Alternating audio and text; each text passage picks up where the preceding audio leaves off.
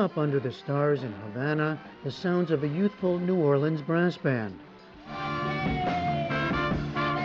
followed by those of Cuban teens, members of a group called Primera Línea, meaning first line, named after the famous second line musical tradition in New Orleans. A battle of the bands?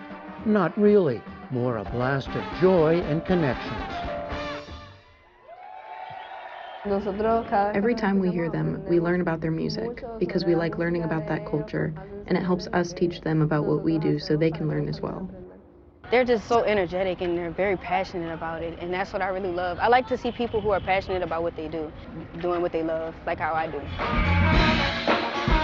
A connector-in-chief of this four-day gathering, Troy Andrews, better known as Trombone Shorty, Grammy-winning international star who fuses jazz, funk, and more. You know, some of these kids' music is life. When I come here, it's the same thing as New Orleans. What they play is life here. You know, you can hear the culture, you can hear the struggle, you can hear the pain and the happiness through that music. We first met Andrews 7 years ago in New Orleans to learn of how he got his nickname. It started out as a child, a shorty, playing in the streets of the famed Tremaine neighborhood, of his commitment to music, and to his Trombone Shorty Foundation, an after-school program offering local students music and life lessons. As a 12-year-old himself, he'd had the opportunity to come to Cuba as part of a cultural exchange program, a formative experience. This place and the music has never left me since that day in 1998, since that trip. And my goal was to always be able to come back because it had that major of an impact on me at that young age, very impressionable age, that it never left me. 5 years ago, he began bringing student musicians from the foundation to Havana to play for and interact with students here.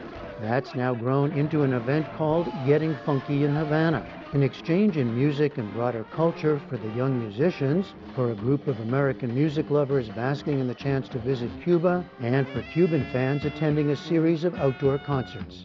Participating all along the way, stars like legendary bluesman Taj Mahal, soaking in the performances of the young Cubans.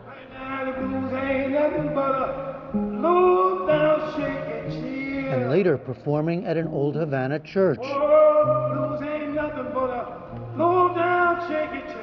Before joining a panel discussion that included the Funkadelic master himself, George Clinton. As a songwriter, you started employing all those different cultures and different tones and the way we converse with each other. Also serving as one of the leaders of this gathering, the rising Cuban superstar Cimafunk, who is seemingly everywhere, performing with the young musicians, taking in a jam at a local school, even walking the runway in a fashion show. He's made his name mixing the sounds of Cuban salsa and American funk, and he sees this musical exchange as crucial for young people here. Imagine that you're a kid in Cuba, for example, or in a country that doesn't have a lot of resources, and you start to feel that after so many years without connection with other musicians, with nothing about connection, nothing to see some musician from outside. And you can see how kids are like saying like, yeah, okay, we're part of the world. Even if we are here or we're dealing with things, we're part of the world and we can do it because people believe in us. In fact, any highs amid this gathering had to be balanced against the realities of Cuba today. A deeply depressed economy where electrical power shortages have crippled the country, and lines to get gas, money from the bank, and subsidized bread are the norm. More than 1 million have left. Official data show a stunning 10% drop in population in recent years. Actual numbers are likely higher. And the one-party government is still led by the heirs of Fidel Castro, his image still prominently displayed around Havana. Mass demonstrations in 2021 protesting the power and other shortages were quickly put down. There is also the continuing whipsaw of U.S.-Cuban relations. I last visited 10 years ago, soon after President Obama restored diplomatic relations and relaxed strict rules that had kept most Americans from visiting the island. The grand squares and streets of old Havana were alive with tourists, spending much-needed dollars. Today, they're still dancing, but the numbers are way off. Cuban officials say just 2 million tourists visited in 2024, down from some 4 million in 2019. There's not a lot of tourism. There's less tourism with the problems that you know already exist. But we're here. The problem is getting by and supporting oneself. The streets are quieter, the cruise ships mostly gone. Even the famous classic cars are much cruising. Milton Teles has been driving for 15 years. In comparison of the first time when I start, it's in town, it's in the floor. It's in the floor? Yeah, tourists, it's not a lot of visit, the people complaining. I hope it change. Since President Trump reversed course on diplomatic ties and sanctions in his first term, strict travel restrictions have applied. And the back and forth continued even in recent days, with outgoing President Biden ending Cuba's designation as a state sponsor of terror, only to have incoming President Trump immediately restore it.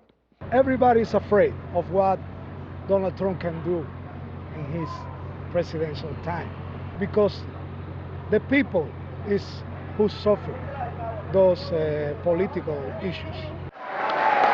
Against this backdrop, the Cultural Exchange Program focuses on smaller, more manageable goals, including bringing new instruments to Cuban students at a leading music school on Havana's outskirts. Crumbling and outdated facilities didn't diminish the enthusiasm. Some of their instruments are beat up and they're making the best of it, but I'm no stranger to that. As they're continuing to play and grow, every year we come back, those kids are phenomenal and amazing. You can hear the difference? Oh, I definitely hear the difference. New Orleans student musicians led a second-line parade through the crowd, and players from both countries joined in to perform and dance inside and out.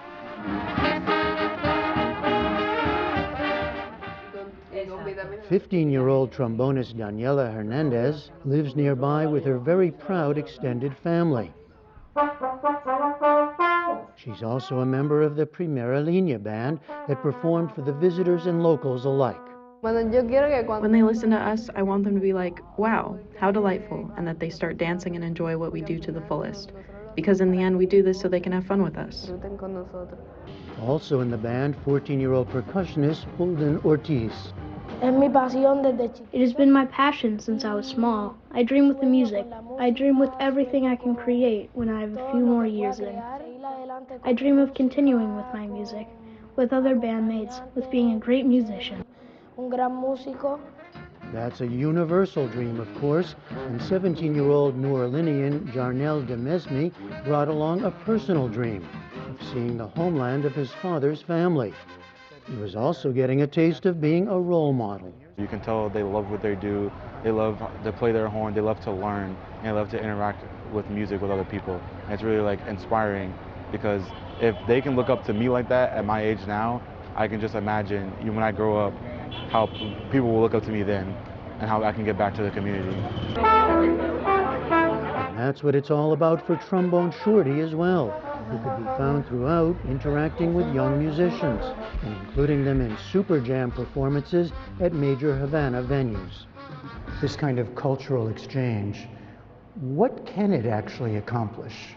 You know, I mean, we can all have a good time, and we are, but what does it accomplish, do you think, in the end? We've been able to have a great impact on some of the kids, and plus some of the kids that we brought here from New Orleans. They won't forget this experience, and hopefully the accomplishments that we're trying to get out of here is helping these kids go to be professional musicians, and they can come back and also have an impact on the next generation to do the same thing, and we can save lives through music. Trombone Shorty says he doesn't know what the future will bring for U.S.-Cuba relations or its impact on the work of his foundation, but he vows to return as often as he can. For the PBS NewsHour, I'm Jeffrey Brown in Havana, Cuba.